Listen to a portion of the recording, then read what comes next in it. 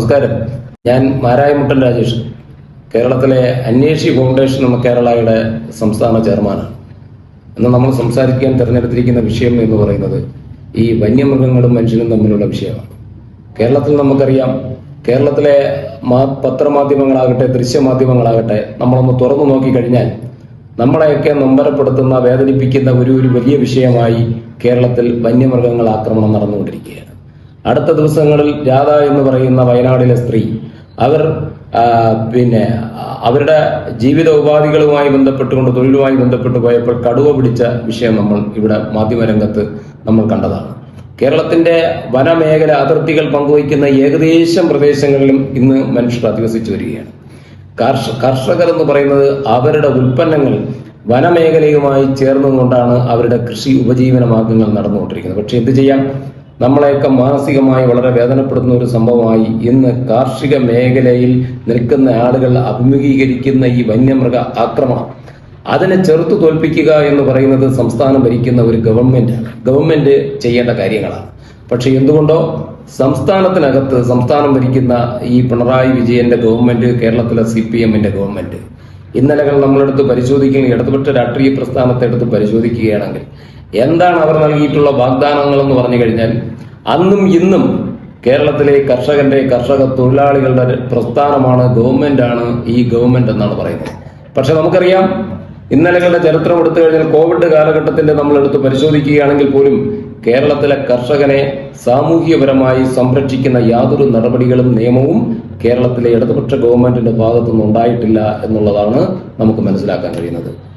നിത്യവും കർഷകർ അനുഭവിക്കുന്ന വേദനകൾ പത്രങ്ങളിലൂടെയും ദൃശ്യമാധ്യമങ്ങളിലെയും സർക്കാരിന്റെ ശ്രദ്ധയിൽപ്പെടുത്തിയിട്ട് പോലും അവർക്ക് മറ്റ് നടപടികളൊന്നും ചെയ്യാതെ കേരളത്തിലെ കർഷകനെ ആത്മഹത്യയിലോട്ട് തള്ളിവിടുന്ന തരത്തിലുള്ള ഒരു പ്രവർത്തനമാണ് നടക്കുന്നതെന്നാണ് നമുക്ക് കാണാൻ കഴിയുന്നത്. അങ്ങനെ കർഷകരെ ആത്മഹത്യയിലോട്ട് തള്ളിവിടുന്ന ഈ സർക്കാർ, പക്ഷെ അവരെ പറഞ്ഞിട്ട് കാര്യമില്ല. ഇന്ന് കേരളത്തിലെ ശുഷ്കമായ രാഷ്ട്രീയ പ്രത്യയശാസ്ത്രത്തിന്റെ, കേരളത്തിന്റെ ധാർമ്മികത, ജനമനസ്സിന്റെ ധാർമ്മികത തിരിച്ചറിയാൻ കഴിയാത്ത ഒരു രാഷ്ട്രീയ പ്രത്യയശാസ്ത്രമായി ഇന്ന് കേരളത്തിൽ ഈ ഗവൺമെന്റ് മാറി എന്നുള്ളതാണ്.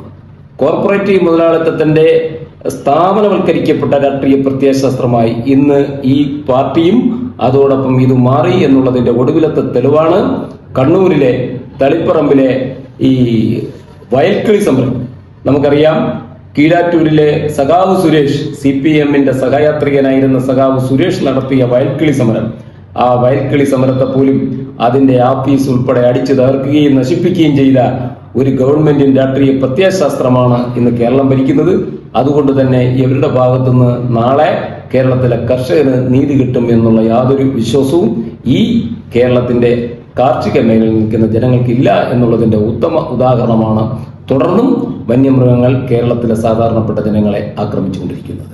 അതുകൊണ്ട് തന്നെ കേരളത്തിലെ കർഷകന് ഈ സർക്കാരിന്റെ ഭാഗത്തുനിന്ന് നീതി കിട്ടും എന്നുള്ള യാതൊരു പ്രതീക്ഷയും വേണ്ട എന്നുള്ളതാണ് വ്യക്തിപരമായി, സാമൂഹ്യപരമായി ഇത്തരം കാര്യങ്ങൾ ശ്രദ്ധിക്കുന്ന ഒരു വ്യക്തി എന്നുള്ള നിലയിൽ എനിക്ക് പറയുവാനുള്ളത്.